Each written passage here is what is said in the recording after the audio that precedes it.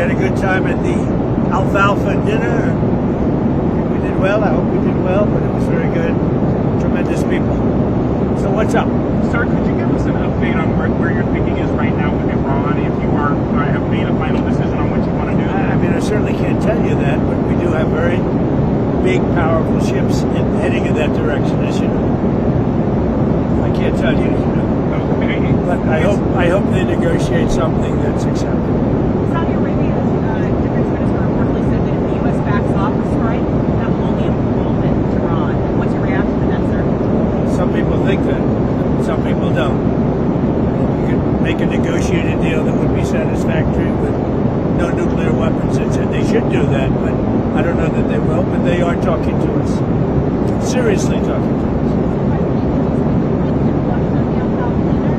What about it?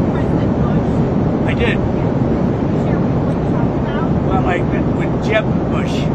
I was on Jeb. I think you mean Jeb. No, I introduced him. Nice. He's a good fellow. And he's been very nice to me the last 6 months. I don't know what happened, but he was very nice. We had a good time. Mr. President, on your Fed nominee, Kevin Marshall, why are you willing to wait for Senator Tom Tillis to leave the Senate, essentially, until, if you have to, if Senator Tillis... For Tillis? I didn't say I wouldn't wait, but I mean, he's leaving the Senate for a reason, because what he asked for didn't get done. So it's one of those things. I think he may get Democrat votes, too. I think he's so good that he'll probably get Democrat votes. He should. He's very good. My choice, my Fed choice, should get Democrat votes. Do you have a sense of what he's going to do as far as interest rates are concerned? I hope he's going to lower them. I mean, if you watch him on television, because I watch interviews and statements, I hope he's going to lower them, but he's going to have to do what he wants to do. Did he tell you? Did he make any commitments? No commitments. I don't want to do that. I couldn't do that, I guess, if I wanted to.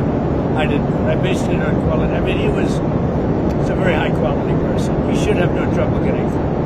Mr. President, did you make the comment at the dinner about saying that you would sue Porsche? About what? About suing Porsche if he does not lower interest Yes, rates? it's a roast. It's a roast. It's a comedy now.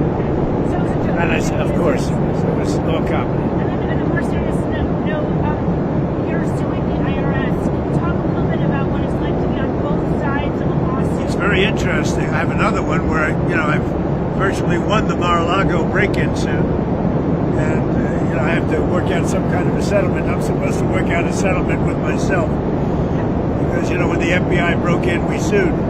Before I was president, I sued. And obviously, it was a very good suit, and I have that one, and I have to work out a settlement. Any instruction from Bondi on how to handle that at all? Well, I think what we'll do is do something for charity. We're thinking about doing something for charity, where I'll give money to charity.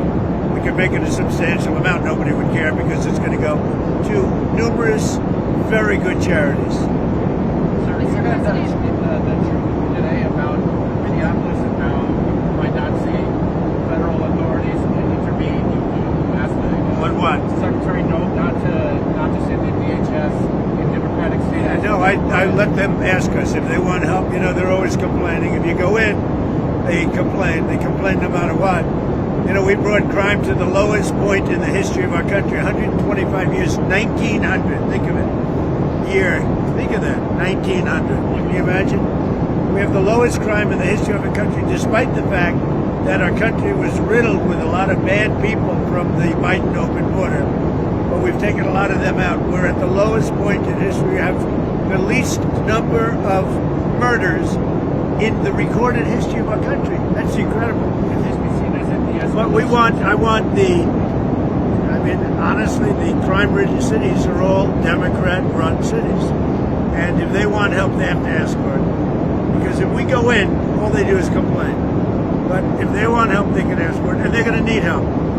Los Angeles is an example. We went in, we solved it. The chief law enforcement officer in Los Angeles said they couldn't have done it without the federal government. A week later, he said they didn't need the federal government.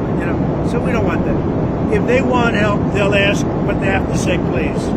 On DHS funding, sir, the Democrats have made 3 demands. They say they want no roving patrols, they want established rules for use of force, and they want masks off. And Well, we'll talk about it. It's not appropriate yet. We have to let a little time go by, but we'll talk about it. But you know, we want. I got elected for law enforcement, with the border, for the economy, things I've done a great job with. I mean, when you have the lowest crime rate in the history of our country, recorded in 125 years, to be exact. So I've fulfilled so much. We'll have to talk about that over the next 3 or 4 days. Sir, Mr. President, what did you think of the latest release of Epstein files, and do you think your critics will be satisfied with? Well, they should be, because it looked like this guy Wolf, who's a writer, was conspiring with Epstein to do harm to me. And I didn't see it myself, but I was told by some very important people that not only does it absolve me, it's the opposite of what people were hoping, you know, the radical left. That Wolf, who's a third-rate writer, was conspiring with Jeffrey Epstein to hurt me, politically or otherwise, and that came through loud and clear. So we'll probably sue Wolf on that. Did you have any And maybe the Epstein estate, I guess. I don't know, but we're going to certainly sue You Wolf. want to sue the Epstein estate? Well, you may, I guess so, because he was conspiring with Wolf to do harm to me politically. That's not a friend. on your plan for Venezuela oil, sir? You okay down there? You okay? I don't want to run on top of him. You said that the profits will be split with the U.S. and Venezuela both benefiting. What's Venezuela's share of the oil profits going to be? Well, we haven't discussed that, but we're getting along very well with the leadership of Venezuela. They're doing a really good job. We're going to be selling a lot of oil, and we'll take some, and they'll take a lot, and they're going to do very well. They're going to make more money than they've ever made, and it's going to be beneficial to us.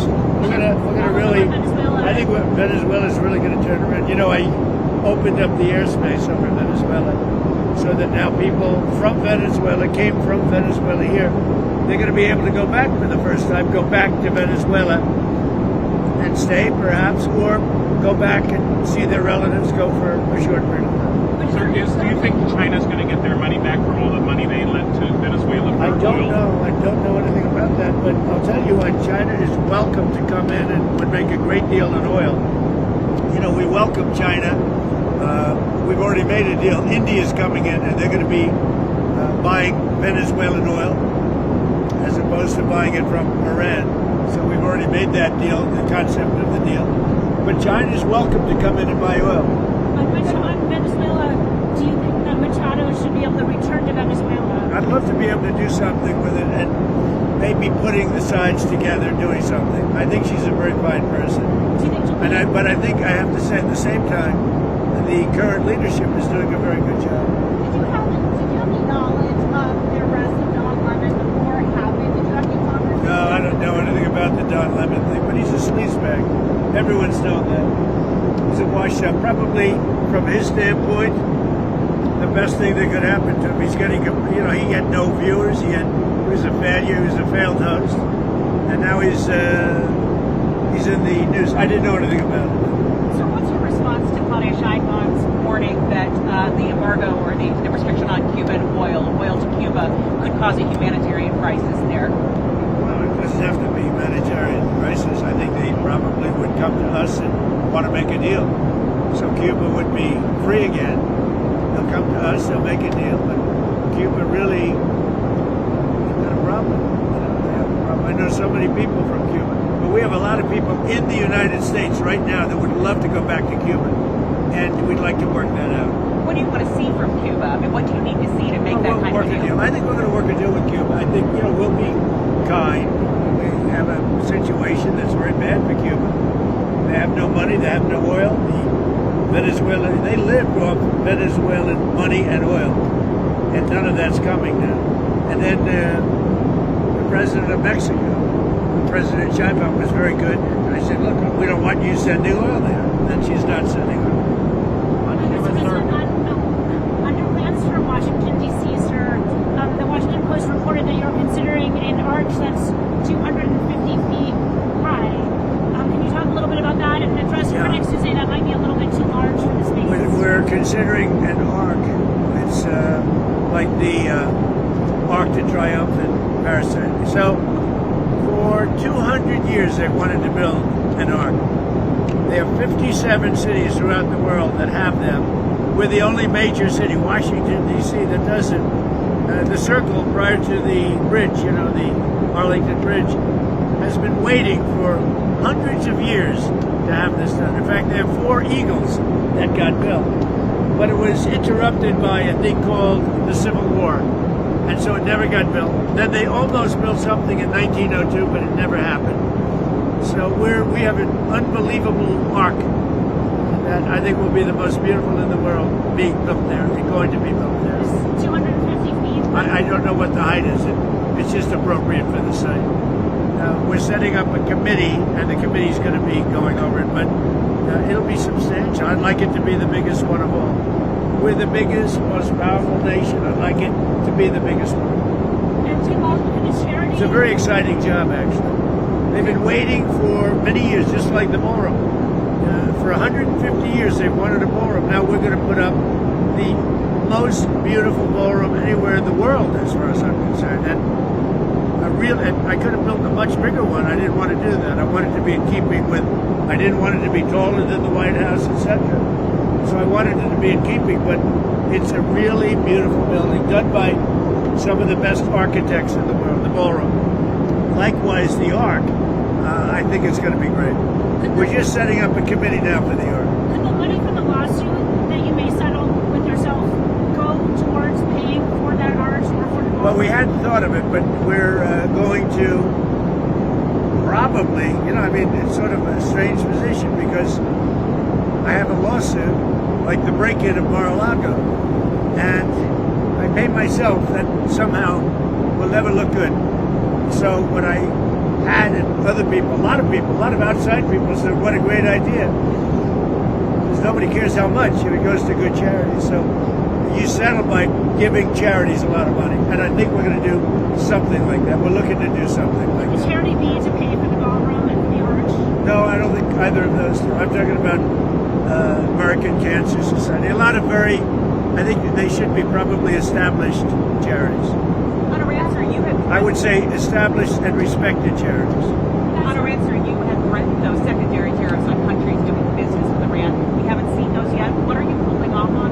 Well, we're going to see. Look, we have a lot of things happening right now with Iran. We have a tremendous fleet going in that direction, and they're talking to us. So a lot of things could happen. And the Canada tariffs, sir, that you talked about, are those coming? Well, that was on the airplanes. Are you talking about the about airplanes? the China deal that they did. Oh, well, if they do a deal with China, yeah, we'll do something very substantial. Because we can look. I have a great relationship with China, President Xi, but we don't want China to take over Canada. And if they make the deal that he's looking to make, China will take over Canada. And the first thing they're going to do, end ice hockey. So speaking of China, sir, there was a military purge in that country a week ago. What do you make of that?